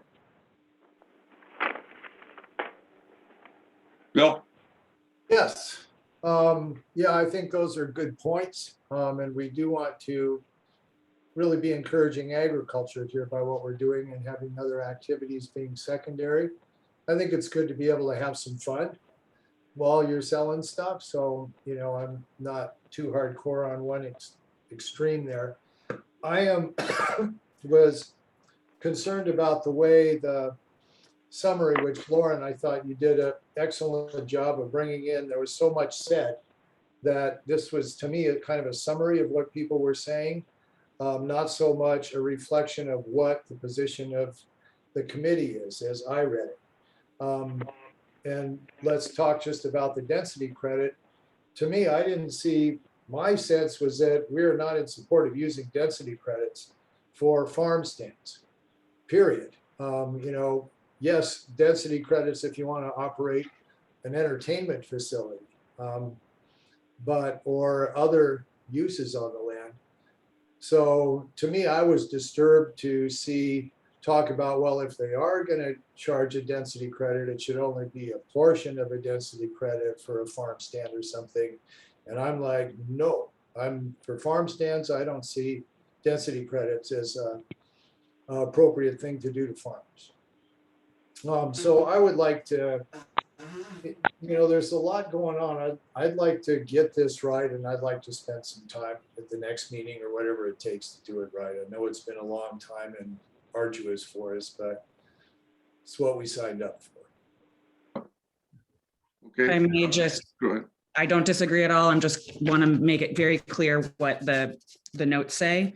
It says committee strongly disagrees with requiring that new farm stands use up a density credit. And there was consensus that this requirement would severely limit the ability for farmers to create new farm stands and new commercial outlets for their produce and value added products. It would not be economically viable if farm stands, either temporary or permanent, required a density credit. So that's like that was the consensus of the committee as reflected in the notes. And then I also included contingency conversations that, like, if it's required, this was also discussed, but I want to make it really clear that my goal in the notes was to make that point the clearest as possible. And that was perfect. So for me, I would want to just take out the whole rest section that if the county is going to require them, and just leave it that it's our opinion that there shouldn't be a density credit used, and not give another conversation to, well, if they are, this is, you know, please be nice to us kind of, you know. Yeah. I completely understand that. And however, from my understanding and how I crafted the document, these are discussion notes to reflect the discussion had. And that was a discussion that we had. Very good. Oh, you did a good job. You explained. Very good job. Really good. Very good. Thank you. I didn't do nothing. You did it. No, we all participated. There's total group effort. Anyway, I'm jumping in line. It's Natalie's All right. turn next, and Ron's got his hand up as well. Okay. Thank you. So thank you. I had a question. So when you look at this, when you look at page 3 and number 9, and it says for the purposes of density credit calculation, permanent farm stand structures in the PAD or RMCZ shall consume density credits. So are we saying it shall? Because then it doesn't say anything after that. Or am I looking at the wrong thing? And that's my first question. And then my second question is, I think that I agree with BJ in the fact that there should be no kitchens, but I think it needs, and I also, as much as it pains me, agree with Bill, just kidding, Bill. But anyway, but I do agree with you is that, and that's why I brought it up in the first place, is that the extraneous verbiage after, well, if we do have a density credit, blah, blah, blah, if it has to be done, I think that needs to be taken out. And I appreciate though, you were just, following the notes, but I'm thinking if we could just take that and write specifically what BJ said and say density credits should be allowed if in fact there's going to be a kitchen or anything else extraneous that makes it deviate from its original concept, which is a produce stand. Okay, is that something that could be done? Because I think that would make a difference and clean that up. Absolutely. I'm making notes to add that to the notes right now under density credits. Just to clarify, density credits should be used for farm stands that would have what? Well, a kitchen. The best way to phrase this. Whatever else, yeah, you all feel. Intensity of use that would impact the land. With high intensity of use. I'll just say high intensity of use. And then use the examples that BJ provided. What was the other ones you provided, BJ, besides a kitchen? Parties? Just entertainment. I mean, if you're going to have, right. Good, parties and stuff like that, that's not. Yeah, exactly. Yeah, so if we're able to put that in specifically and then get rid of the other, I think it would clean it up if you all agree with that. Because I agree with what you're saying. Ron, how do you feel about that? You brought it up last meeting. Yeah, farm stands by and large don't use density credits, and but the Ag Advisory Committee can relay what they would prefer, but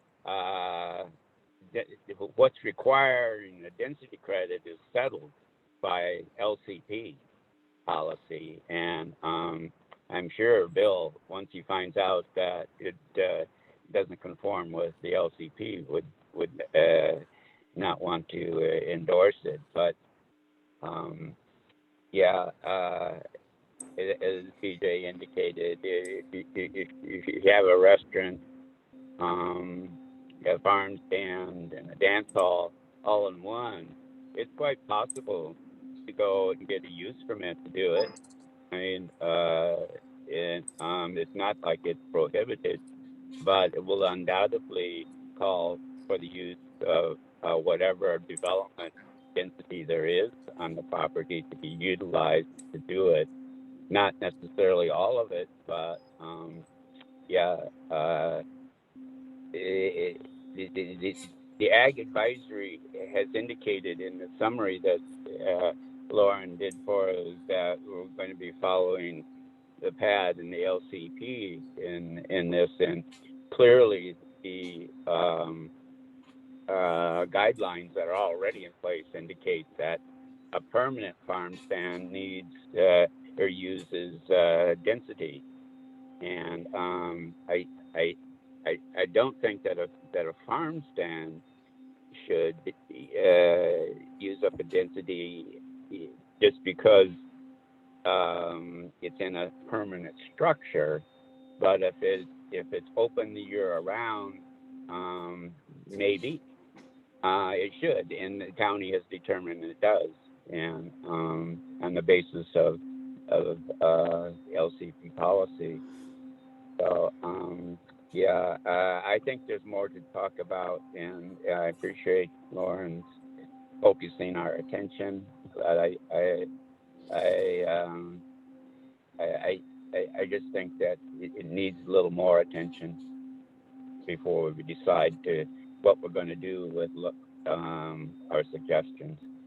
Okay, thank you, Ron. John's got his hand up, Audria and Bill, and it's also 9 p.m. and I've just got a few minutes left. Right. Unfortunately, got a big project report to do tomorrow. Okay, John, thank you for.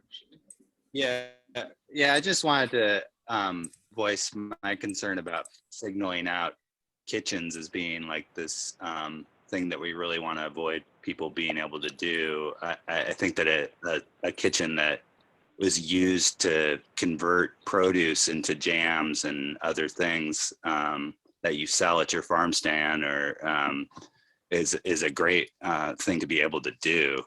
But I think that there are rules that probably would apply to a facility like that, depending on its size and the intensity of use, that might mean that it has nothing to do with the farm stand. But I think that saying, well, farm stands shouldn't take a density credit, but these other things, well, they really should. I think that it's possible to have a kitchen that would very much be supporting the sale and of local products and promoting agriculture. To be, we're talking about creating a whole new marketing scheme. This is one, these are markets that exist already, and we should be, trying to. I think the general gist of what I see from our conversation is that we want to encourage farm stands to be successful, and I'd like to, emphasize that. Thank you, John. Okay, anyone else? I think I was next. This is Audria.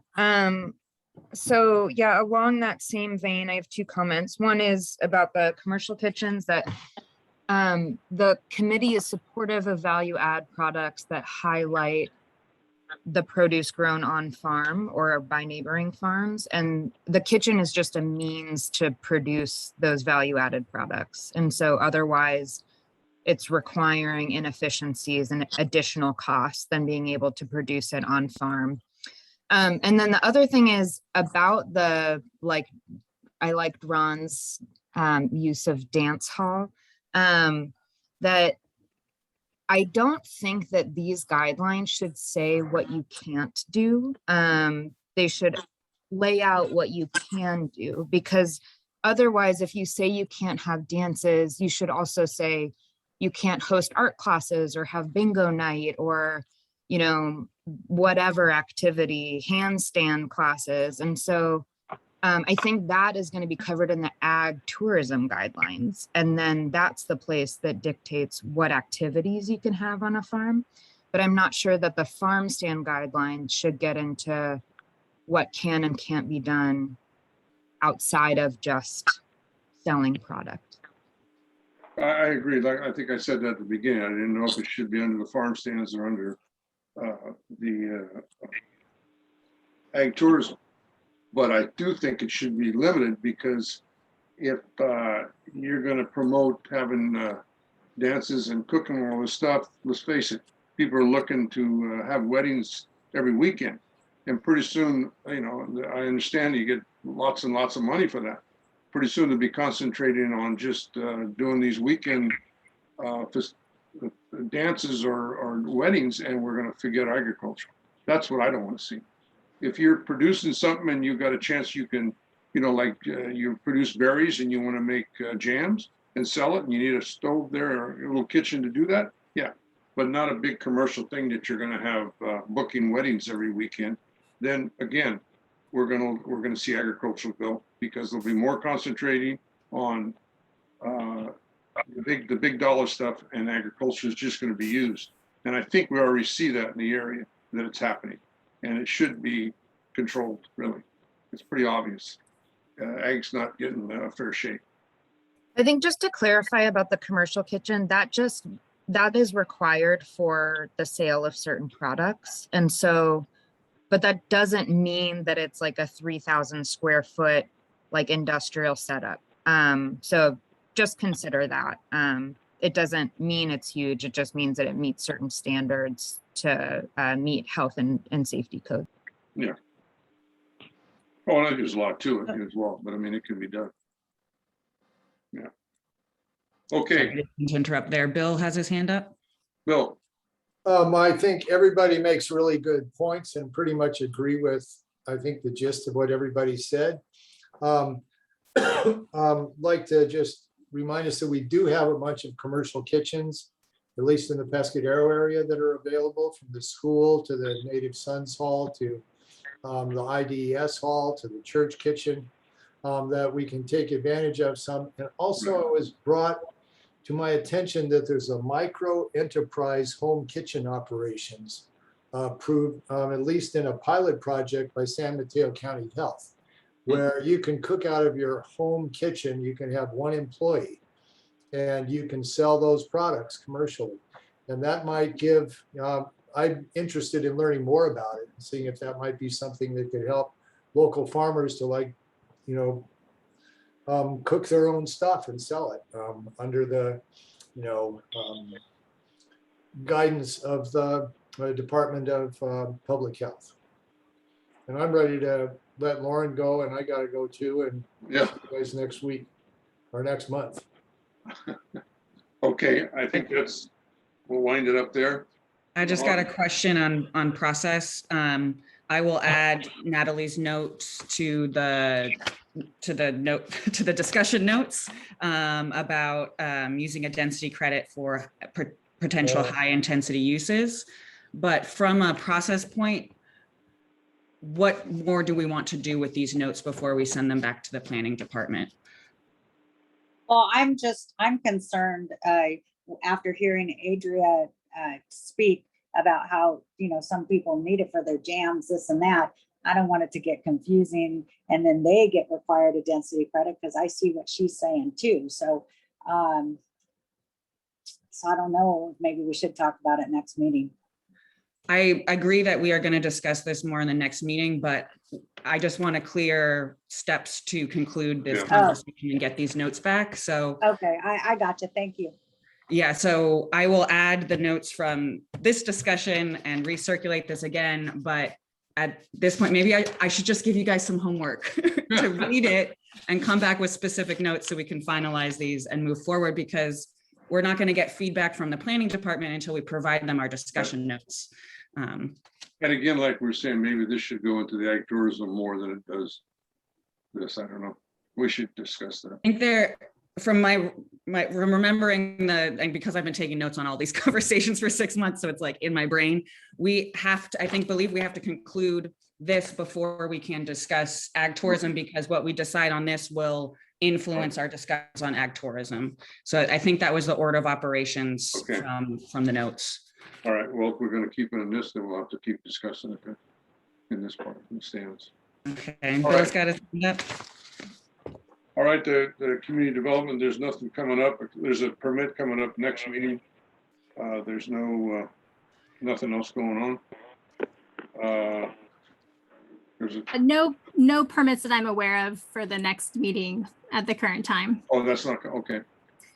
The one that was listed on there that's pending is it's just a 6-foot wrought iron fence being proposed to a property in Montera. So it was just a notification to let you know that has come in. It doesn't require a PAD permit and is going through a coastal development permit process. Oh, all right. Okay, thank you for that. All right, well, welcome to our meetings, and thank you for hanging in there with us, Summer. Appreciate it. Thank you. Appreciate all your guys' patience. We look forward to working with you. Thank you so much. Thank you, Summer. It's great having you here, Summer. Thank you. Thanks to be here. Thank you so much, because you're good at, you got a lot of knowledge. I like that. Thank Very you. good. Very good. Thank you. Okay, I'm sorry, I'm just gonna harp on this one more time. More. Please come back with specific things for this next meeting, please, please, please. Do we get to go over it together next meeting? Yeah. Read it over and come back next meeting and give us your comments. And then we can go through it and agree on the different points. Right, and hopefully finalize it so we can move on to the ag tourism. So Lauren, do you want us to send stuff to you if we have notes to add, or do you want us to wait until the next meeting? No, I believe that was what was going to happen last time. You just can't discuss it among yourselves, but you can send me everything and I can make sure it's reflected in the next version of it. We just can't discuss it in groups of 3 or more without a subcommittee. Right. So the agenda has to go out 10 business days before. So basically, if you could get notes back to me in the next 2 weeks, I can make sure they're incorporated in time for it to be in the agenda packet for the next month. Got it. Thanks. Thank you. Thank you. All right. Meeting's adjourned. Thank you very much. Thank you. Thank you. Take Thank care. you. Lauren, thank you, Summer. Thank you. Thanks, Louis. Bye now. Take care. Thank you. Yeah. Whoa. I know.